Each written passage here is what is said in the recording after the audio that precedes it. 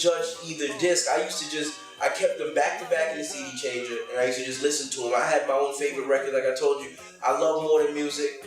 And to be honest with you, when I listened to the album, I used to listen to a lot of, what few records weren't mine, I used to listen to those the most because I heard my records so much. Like from the house to the studio so when I got the album, I was listening to things like Built This City, like, what was I think it was the intro that did Kanye do the intro for, the intro that Kanye, I used to listen to that, like those are the stuff I was listening to. Like the stuff I did, the last time I heard this album was probably about, and I'm being honest with you, the last time I threw that album in the CD changer was about 3 years ago.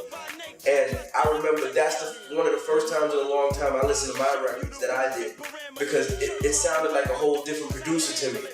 And it just brought me back to when I did it, you know what I'm saying? Because when I did it, it was kind of like, like I said, I was just making music, but now when I listen to it, it was kind of, I don't want this to sound conceited or stuck up in any way, but it's not that. It almost sounds like borderline like like genius in a way, if that makes sense. It was like, how did I think to do that then when I wasn't even planning to do it? I just made a bunch of music, but it did create a sound. So when I listen to it now, I can appreciate it more than when I did it.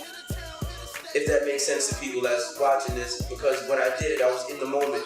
But now when I remove myself from the moment and I can look back and listen, I have a whole different appreciation for it.